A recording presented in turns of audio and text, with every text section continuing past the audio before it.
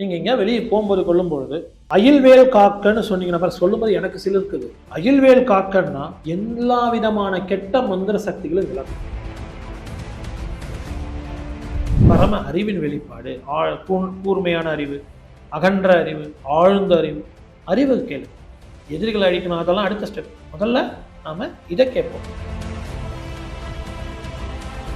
வேதமே மயிலானது, பிரம்ம வித்தையே வேளானது அப்படின்னு வரும். வேதமே மயிலானது. வேதம் மிக உயர்ந்தது.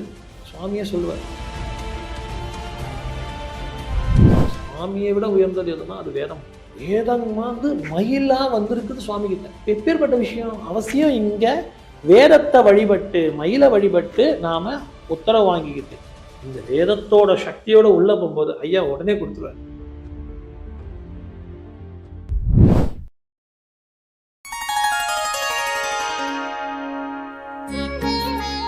ஸ்ரீ வாராகி டிவி நேயர்களுக்கு வணக்கம். இன்னைக்கு நாம அழகன் அடியார் அறக்கட்டளை நிறுவனரும் ஆன்மீக சொற்பொழிவாளர் பாடகருமான திரு அழகன் அடியேன் நமச்சிவாயம் அவர்களை தான் பார்க்க போறோம். வணக்கம் ஐயா. வணக்கம். நெஞ்சக்கணகள் நெகிழ்ந்து உருக தஞ்சத்து அருள் செய் சண்முகனுக்கியல் செஞ்சொற்புனை மாலை சிறந்திடவே பஞ்சக்கர ஆணை பதம் பணிவாம் ஆடும் பரிவேல் அணி சேவல் என பாடும் பணியே பணியாய் அருள்வாய் தேடும் கயமாமுகனைச் செருவில் சாடும் தனி ஆணை சகோதரனே. வெற்றிவேல் முருகனுக்கு அரோகரா. ஸ்ரீ வாராகி தொலைக்காட்சி பக்தர்களுக்கு எனது பணிவான வணக்கங்கள். முருகப்பெருமான் அப்படின்னு சொன்னாலே நமக்கு முதல்ல ஞாபகத்துக்கு வர்றது வேலும் மயிலும் தான். வேலும் மயிலும் துணை அப்படின்னு அவரை நாம வழிபடுறோம். அந்த வேலை பத்தின ஒரு சில வார்த்தைகள். முருகன் வேறு, வேல் வேறு அல்ல. முதல்ல அது சக்தி வேலா சக்தி கிட்ட இருந்து வந்தது. அடுத்தது முருகன் கிட்ட வந்த உடனே வெற்றி வேலா மாறிச்சு. பக்தர்களுக்காக பக்தி வேலாவும் வைர வேலாவும் வஜ்ர வேலாவும் ஆச்சு. முக்கியமான இன்னொரு விஷயம், இது வரைக்கும் யாரும் பதிவு பண்ணலை, அவசியம் நம்ம பதிவு பண்ணுவோம். வேலோட விசேஷமான ஒரு மந்திர சொல் அப்படின்னு எடுத்துக்கிட்டிங்கன்னா அயில்வேல். அயில்வேல், அயில்வேல் காக்க அப்படின்னு ஒரு வார்த்தை வரும். இது ரொம்ப முக்கியமாக ஒரு சண்முக கவசம், கந்தசஷ்டி கவசத்தில் சில இடங்கள் ரொம்ப நுணுக்கமாக அதை உபயோகப்படுத்தியிருப்பாங்க. இது ஒரு விசேஷமானது. பொதுவாக எல்லாரும் வேல் வழிபாட்டை பற்றி நிறைய பேசியிருப்பாங்க. வேல் என்ன ஞானத்தின் வெளிப்பாடு, இதெல்லாம் எல்லாருக்கும் தெரிஞ்ச விஷயம். அயில்வேல், நீங்கள் எங்கேயா வெளியே போகும்போது கொள்ளும் பொழுது அயில்வேல் காக்கன்னு சொன்னீங்கன்னா சொல்லும்போது எனக்கு சில இருக்குது. அயில்வேல் காக்கன்னா எல்லா விதமான கெட்ட மந்திர சக்திகளும் விலகும். அவ்வளோ ஒரு விசேஷமான பேர் அயில்வேல். இதெல்லாம் நம்மளோட தமிழர்கள் மறைத்து வைத்து உபயோகப்படுத்தினாங்க. மறைத்து வைத்து உபயோகப்படுத்தினதுல நம்ம தெரிஞ்ச விஷயங்களே மறந்துடுறோம், விட்டுறோம் பொழுது மறைத்து வச்ச விஷயங்களை மறந்துடும். இதுக்கு ரொம்ப சரியா பார்த்தீங்கன்னா சண்முக கவசத்துல ஒரு வரி வரும். ஓம் ஐம் ரீம் வேல் காக்க அப்படின்னு வரும். இந்த ஒரு சொற்றோட மட்டும் சொன்னாலே முருகப்பெருமானோட வேல் எங்க இருந்தாலும் நம்மளை பாதுகாக்கும். கண்ணில் எங்கேயாவது வேல்படும். நம்ம போற இடத்துலலாம் கண்ணில் வேல்படும். இந்த ஒரு வார்த்தையை சொல்லிக்கிட்டே போனீங்கன்னா கண்ணில் வேல்படும். விசேஷமா பலமுறை நான் இதை அனுபவிச்சிருக்கேன், பார்த்துருக்கேன். இப்போ நான் சொல்லி அவங்க அனுபவிச்சு அதை அவங்களும் ஒத்துட்டு இருக்காங்க. இந்த வகையில சண்முகவசத்துல இந்த ஒரு வரி ஓம் ஐம் ரீம் வேல் காக்க, அது ஒரு மகா மந்திரம். இதே சண்முகவசத்துல பல இடங்கள்லையும் சொல்றாரு அயில்வேல் காக்க. மற்ற சில பாடல்கள்லையும் வரும் அயில்வேல் காக்க, ஓம் அயில்வேல் காக்க அப்படின்னு சொன்னீங்கன்னா எல்லா விதமான எதிர்மறை சக்திகளும் விலகும். அந்த வகையில அயில்வேல் அப்படிங்கிறது ஒரு மகா மந்திரம். ஓம் அயில்வேல் காக்க அப்படின்னு சொல்லிக்கிட்டு போறீங்க அப்படின்னா எல்லா விதமான எதிர்மறை சக்திகளும் உங்களை விட்டு விலகும். இரவுல நடக்கும் பொழுது இந்த வார்த்தைகளை சொல்லலாம். அதே மாதிரி சண்முக கவசத்துல ஓம் ஐம் ரீம் வேல் காக்க, அந்த ஒரு வரியை மட்டும் நீங்க சொல்லும் பொழுது உங்களுக்குள்ள உள்ள ஒரு மாற்றம் ஏற்படும். அதை நீங்க அனுபவிக்கலாம். வேல் ஞானத்தின் வெளிப்பாடு, பரம சக்தியின் வெளிப்பாடு, எல்லாமே ஓகே. இதுல அதை இன்னும் எப்படி உபயோகப்படுத்தணும் அப்படின்னா, ஏற்கனவே நான் சொன்ன மாதிரி முதல்ல எந்த வேண்டுதலையும் வைக்காதீங்க. சுவாமி கிட்ட வேண்டுதல் எதுவும் வைக்காம அவரோட இணக்கமாகும். அந்த வகையில வேலையும் ரொம்ப சந்தோஷமா கும்பிடுங்க. எல்லாரும் வந்து அது எதிரிகளை அடக்கிறதுக்கு அப்படின்னு கும்பிடுறாங்க. அப்படி இல்லாம ஞானத்தின் வெளிப்பாடு. எங்க இடத்துல போனாலும் முதல் வார்த்தை என்ன சொல்றாங்க? வேலை. அது வந்து ஞானத்தின் வெளிப்பாடு. அது வந்து பரம அறிவின் வெளிப்பாடு. கூர்மையான அறிவு, அகன்ற அறிவு, ஆழ்ந்த அறிவு. அறிவு கேளு. எதிரிகளை அழிக்கணும் அதெல்லாம் அடுத்த ஸ்டெப். முதல்ல நாம இதை கேட்போம். அந்த வகையில நம்மளை காக்கும் வேல். ஓம் ஐம் பிரீம் வேல் காக்க. ஓம் அயில் வேல் காக்க. இந்த மந்திரத்தை நீங்க சொன்னீங்கன்னா எல்லா விதமான எதிர்மறை சக்தியும் உங்களை விட்டு விலகுங்கிறது சந்தேகமே இல்லை. அந்த வகையில பரம ஞானத்தின் வெளிப்பாடு வேல். வேலை பத்தி நீங்க சொன்ன இந்த விளக்கம் ரொம்ப புதுசா இருக்கு. நம்ம பக்தர்களுக்கு இது ரொம்ப உபயோகமாகவும் இருக்கும். நிச்சயமாக. ஓம் ஐல் வேல் காக்க. ஓம் ஐம் வீம் வேல் காக்க. இதை வந்து நீங்க திரும்பி திரும்பி சொல்லும் பொழுது உங்களை விட்டு எல்லா விதமான எதிர்மறை சக்தியிலும் முதல்ல விலகும். எல்லா இடத்துலையும் உங்களை காப்பாற்றும். தடைகளை அகற்றுவது வேல். ஓகேங்களா? நிச்சயமாக. வேல் தடைகளை அகற்றுது. மயிலுக்கு உண்டான பெருமை முக்கியமாக மயில் மிகவும் விசேஷமான ஒரு பறவை என்று சொல்லலாம். அடுத்ததா இங்க எப்படி கொஞ்சம் யோசிச்சு பாருங்க. மயிலை பத்தி எல்லாரும் ஒரு வகையில மறந்துடுறோம். எப்படி சிவபெருமான வழிபடும் பொழுது முதல்ல உள்ள போகும் பொழுது நந்தியம் பெருமான வழிபட்டு முன்னாடி இருக்கிற ரிஷபத்தை வழிபட்டு சுவாமியை வழிபடுறோமோ அதே போல அவசியம் மயிலை வழிபட்ட பின் முருகப்பெருமான வழிபடுறது விசேஷம். என்னையா விசேஷம்? ரொம்ப அற்புதமா சீர்காழி கோவிந்தராஜன் ஒரு பாடல் பாடியிருப்பார். வேதமே மயிலானது பிரம்ம வித்தையே வேளானது அப்படின்னு வரும். வேதமே மயிலானது. வேதம் மிக உயர்ந்தது, மிக உயர்ந்தது. சுவாமியே சொல்லுவார், சுவாமியை விட உயர்ந்தது எதுனா அது வேதம். வேதம் வந்து மயிலா வந்திருக்குது சுவாமி கிட்ட. எப்பேற்பட்ட விஷயம்! அவசியம் இங்க வேதத்தை வழிபட்டு மயிலை வழிபட்டு நாம உத்தரவு வாங்கிக்கிட்டு இந்த வேதத்தோட சக்தியோட உள்ள போகும்போது ஐயா உடனே கொடுத்துருவார். இதெல்லாம் நம்மளோட பாரம்பரியத்திலே உள்ள விஷயம் தான். புதுசா எதுவும் நான் சொல்லலை. நாம மறந்துட்டோம். அடியேனாத நினைவூற்று, வேற ஒண்ணுமே கிடையாது. இன்னும் இப்படி சில முக்கியமான சில விஷயங்களை செய்யும் போதுதான் உங்களோட விரதம் முழுமையடைகிறது, உங்களோட வழிபாடு முழுமையடைகிறது. அதனால மயில் மிகவும் முக்கியமானது. மயில் வேதத்தின் வெளிப்பாடு, மயில் வேதத்தின் தத்துவம். இது அருணகிரிநாதரும் ஒரு பாடல்ல சொல்றார். இது அருணகிரிநாதரும் ஒரு திருப்புகழ் பாடல்ல சொல்றார். ஆன தனி மந்திர ரூப நிலை கொண்டது ஆடும் மயில் என்பது அறியேனே. பழமுதிர்ச்சோலை திருப்புகழ்ல அற்புதமா சொல்றார். அப்போ மயில் என்பது தனி மந்திர ரூப நிலை.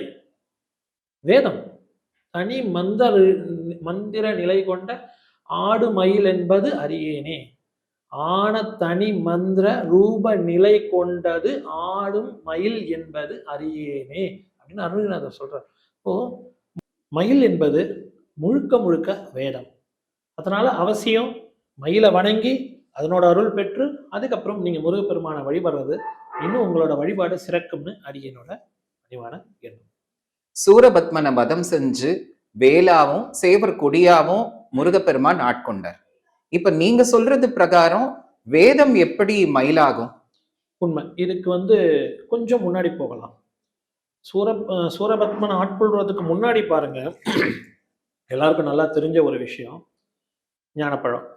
ஞானப்பழத்திற்காக முருகப்பெருமான் மயில் மேலேறி உடனடியாக உலகை சுற்ற சென்றார். சூரன் இறந்ததுக்கு அப்புறம் தானே மயில் வந்தது. அப்ப அங்க வந்த மயில் என்ன? அது வேதம். முதல் மயில் முதல்ல வந்தது வேதம். வேதம் ஒருத்தருக்கு மயிலா வருதுன்னா முருகப்பெருமானோட தன்மை என்னன்னு பாருங்க. இந்த வகையில வேதம் வந்து உடனே வந்து முருகன் அந்த நேரம் முருகன் வேதத்தை நினைச்ச உடனே மயிலா வந்து இவரோட கிளம்பி போன முதல் மயில் வேதம்.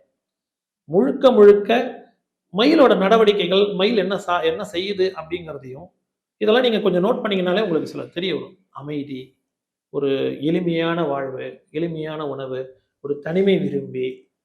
எதுக்காக அந்த தனிமையா தவறு கிடையாது. தனிமையில போய் தன்னை உணரும். இதெல்லாம் கொஞ்சம் தத்துவார்த்தமான விஷயங்கள் எல்லாமே ஏற்கனவே இருக்கிறது. நம்ம மறந்து விட்டோம். உங்களுக்கு நான் சிறிதா அடியே ஞாபகப்படுத்துறேன். அந்த வகையில மயில் வந்து வேதத்தின் வெளிப்பாடு, வேதத்தின் தத்துவம். வேதமே மயிலானது. அப்போ முதல் மயில் வந்து வேதம், இரண்டாவது மயில் சூரபத்மனை ஆட்கொண்டும் போது தவறு. ம். இதுவும் 3வதா வரதான் சூரபத்மனை ஆட்கொண்ட மயில். அப்போ 2வது நடுவுல சண்டையும் போதே ஒரு குறிப்பிட்ட இடத்துல முருகப்பெருமான் அந்த சூரபத்மன் வந்து மாயாஜால போர் புரிய ஆரம்பிக்கிறான். அப்போ கொஞ்சம் அதுக்கேற்ற ஒரு நபர் இருந்தா தானே நம்ம அவரோட சேர்ந்து சண்டை போயிட முடியும். அதாவது பாத்தீங்கன்னா சுவாமியோட ரதம் வந்து தரையில போகுது, வானத்துல போகுது, ஓகே. இருந்தாலும் சில வளைவு தன்மைகள்லாம் வேணும். ஒரு பெரிய லாரி திரும்பாது இல்லைங்களா உடனே.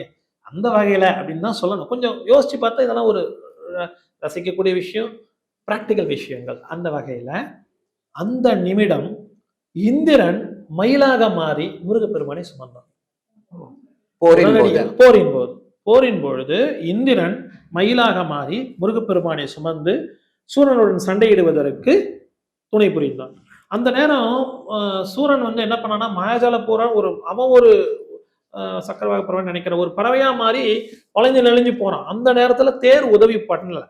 அப்போ இந்திரன் கூட அப்போ வந்து இந்திரன் வந்து ஓடி வந்து இங்க முருகப்பெருமான் சரணடைந்தார் இல்லையா, அவர் வந்து இந்த நேரத்துக்கு அவருக்கு உதவி வேணும் அப்படின்ட்டு உடனடியா அங்க இருந்த சூர போர்க்களத்துல முருகப்பெருமான் பக்கத்துல இருந்த இந்திரன் மயிலாக மாறி முருகப்பெருமானை சுமந்து சென்றான். அந்த வகையில சில கோயில்கள்ல பழமையான கோயில்கள் சில என்ன ஆகமங்களை உபயோகப்படுத்துறாங்களோ அதை பொறுத்து சில கோயில்கள்ல பாத்தீங்கன்னா மயில் வலது பக்கம் இருக்கும். முருகப்பெருமானுக்கு வலது பக்கம் திரும்பினா மாதிரி வலது பக்கமா இருக்கும். ஒரு சில கோயில்கள்ல ஆகம விதிகளுக்கு ஏற்ப அந்த கோயில் இதுக்கு ஏற்ப மயில் இடது பக்கமா இருக்கும். சிலர் அதை வக்ர மயில்னு சொல்லுவாங்க, தவறு. அது இந்திர மயில். தெய்வநாயகி பக்கம் இருக்கிறது இந்திரன் மயில், இந்திர மயில். வள்ளி பக்கம் இருக்கிறது சூரனோட அசுர மயில். அந்த வகையில இப்போ தெய்வநாயகி யாரோட மகள், வளர்ப்பு மகள்னு தெரியும், இந்திரனோட. அந்த பக்கமா இருக்கிறது, அந்த திசையை நோக்கி இருக்கிறது இந்திர மயில் என்றும், இந்த பக்கம் வள்ளி நாயகி பக்கம் இருக்கிறது போர்க்களத்திற்கு பின்பு சூரனை ஆட்கொண்டது பின் வந்த அசுர மயிலான சூரபத்மன் மயிலான பகுதி இருக்கிறது. அந்த மயில் அப்ப இருக்குது அப்படின்னு. அப்போ முருகப்பெருமானோட சன்னதி முன்னாடி இருக்கிற மயில் தான் வேத மயில். ஆமா, உண்மையில அதுதான் உண்மை. உண்மை, அது ஒரு வகையில உண்மை. முதல்ல அங்க இருக்கிறது அமைதியா இதுவா அமர்ந்து இருக்கிறது வேதத்தை தான் மயிலா நம்ம எடுத்துக்கணும். அப்போ முருகப்பெருமானுக்கு 3 மயில்கள். முதல்ல வேதம் மயில், அடுத்ததா இந்திரன் மயில், அடுத்ததா சூரன் மயில். முருகப்பெருமானோட வேலை பத்தி சொன்னீங்க, அவருக்கு உண்டான 3 மயில்களை பத்தியும் சொன்னீங்க. சேவல் கொடி எதுக்கு, அதை பத்தி கொஞ்சம் சொல்லுங்க. நிச்சயமாக சேவல் கொடியை பத்தி இதையும் சொல்லணும். ஒரு பகுதி சேவலாக மாறி முருகப்பெருமானோட கொடியில போய் நின்னுது, வெற்றி கொடியில போய் நின்னுது. எப்படிப்பட்டது சேவல்? இன்னைக்கும் காலையில துயில் எழுப்புறதுன்னா அது சேவல் தான். அது என்ன சேவல்? அப்ப மற்ற பறவைகள் எழுந்துக்கு இல்லையா? இதுல ரொம்ப அற்புதமா பாருங்க, திருப்பாவையில ஆண்டாள் அவருடைய திருப்பாவையில ஆணிச்சாத்தன் அப்படின்னு ஒரு பறவை பத்தி வரும். அப்படி ஒரு பறவை இருக்கு. அது ஒரு குறிப்பிட்ட நேரம் கூவுது, அதுக்கப்புறம் காகம் எழுந்துக்குது, அதுக்கப்புறம் இது எழுந்துக்குது. அந்த வகையில காலையில எழுந்தது முதல்ல பறவைகள். ஒரு பறவை ஒரு குறிப்பிட்ட ஜாமத்துல ஒரு குறிப்பிட்ட காலத்துல எழுந்துக்குது, எழுந்து கூவுது. அதுல இந்த சேவலோட சப்தம் மட்டும்தான் ஒரு பிரணவாகார ரூபமா இருக்கும். இது முதல் பாயிண்ட். அடுத்த பாயிண்ட் பிராக்டிக்கலா சொல்லணும் அப்படின்னா, இந்த சேவல் கூவுற நேரத்துல எழுந்து நம்ம வேலையை செய்யும் பொழுது எல்லா வேலையும் சுபமா முடியும். பஞ்சபட்ச சாஸ்திரங்கள்லாம் இது வருது, அது ஒரு வகை. நிறைய விஷயங்கள் நம்மளோட நம்மளோட வாழ்க்கை முறையே பார்த்தீங்கன்னா ஆன்மீகத்தோட தொடர்புடையது தான், ஆன்மீகத்தோட ஒன்றியது தான். அந்த வகையில சேவல் கூவுறது மனிதர்களாக நாம நம்மளுடைய துயிலிருந்து எழுந்துக்கிறது. துயில்னா இந்த இடத்துல வெறும் தூக்கம் மட்டும் இல்லாம ஞானத்தோட வெளிப்பாட்டுக்கு நம்ம போகணும், நம்மளோட மாயையிலிருந்து அகன்று ஞானத்தை நோக்கி போகணுங்கிறதுக்கும் அந்த சேவலோட சத்தம் நம்மளை எழுப்புது. அப்படிப்பட்ட துயில் மாயையில இருக்கிற நம்மளை சேவல் துயில் கொண்டு சத்தம் கொடுத்து எழுப்புது அப்படின்னு நம்ம இங்க எடுத்துக்கணும்.